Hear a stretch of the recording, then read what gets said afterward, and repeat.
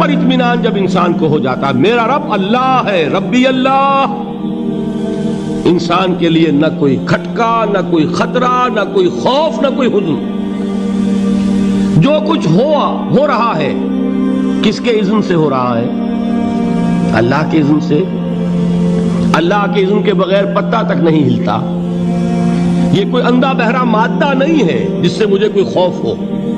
اندھا بھینسا چلا رہا ہو اس سے تو ڈرنے کا ہر انسان کو ڈرنا چاہیے، نہ معلوم کس کو ٹکر مار دے۔ لیکن نہیں، اس کائنات کو چلانے والا ایک سمیع و بصیر خدا ہے، وہ جو میرا دوست ہے، میرا ولی ہے۔ اللہ ولی الذین آمنوا یخرجہم من الظلمات الی النور۔ اللہ اہل ایمان کا ولی ہے، ساتھی ہے، پشت پناہ ہے، مددگار ہے، حمایتی ہے۔ بتائیے جسے یقین ہو جائے کہ اللہ میرا مددگار، اللہ میرا محافظ، اللہ میرا پشت پناہ، اللہ میرا حمایتی، اس کے لیے کوئی خوف ہوگا؟ اس سے کوئی ڈر ہوگا؟ میں مثال دیا کرتا ہوں ایک بہت سادہ، پنجاب کے دیہات کی۔ تو بڑا چودھری ہے اور کوئی غریب کسان ہے۔ اس غریب کسان کے جانوروں کو ہر وقت اندیشہ ہوگا چوری کا، کوئی میری بھینس کھول کر نہ لے جائے، کوئی میرا بیل کھول کر نہ لے جائے۔ لیکن جس کے بارے میں یہ سب کو معلوم ہو کہ وہ جو بڑا چودھری ہے وہ اس کا دوست ہے، اس کی بچیا کو کوئی خوف ہوگا؟ اس کی بھینس پر کوئی ہاتھ ڈالے گا؟ اسے کوئی اندیشہ ہوگا؟ نہیں۔ کیوں؟ کہ وہ بڑا چودھری، بڑا اس کا یہاں کا سردار، جاگیردار، سب کو معلوم ہے وہ میرا دوست ہے، کوئی میرے خلاف اقدام نہیں کر سکتا۔ اس دنیا میں یہ چھوٹی سی بات اگر آپ کے دلی اطمینان اور سکون کا باعث بن سکتی ہے تو ذرا تصور کیجئے۔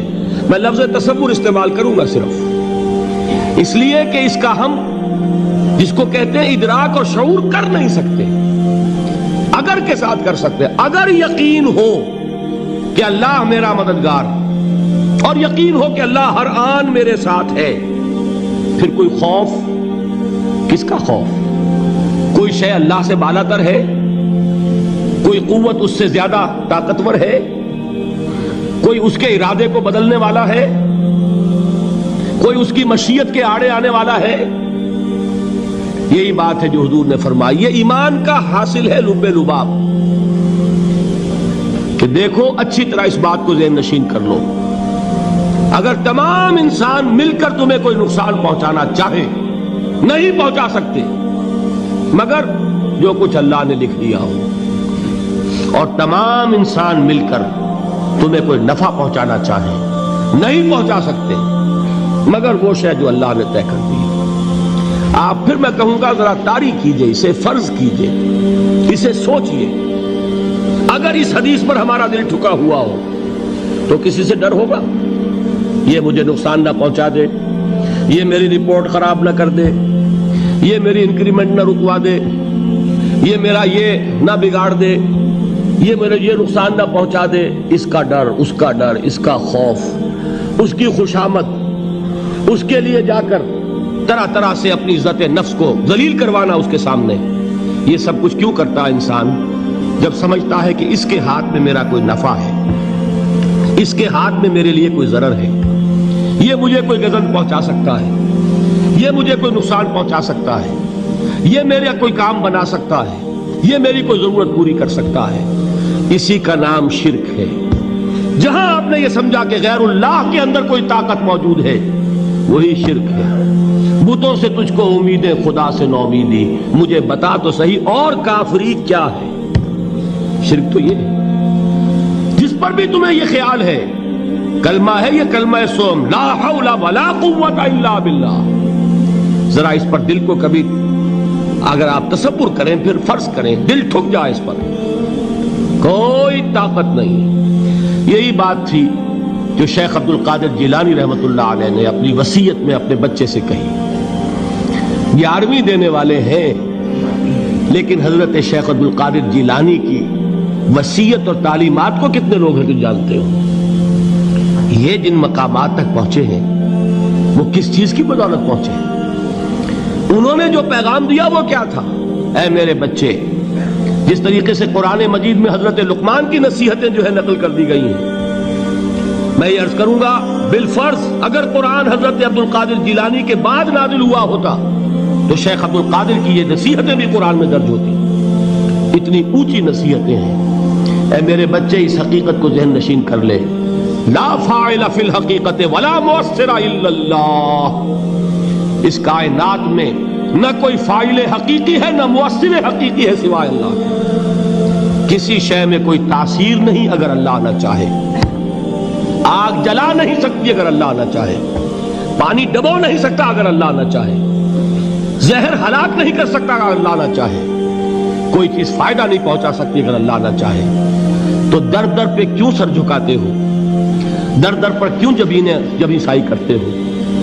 سب کے سامنے کیوں ہاتھ پھیلاتے ہو؟ ایک اللہ سے مانگو. ایک اللہ کے سامنے زمین پر اپنی جبین رکھو.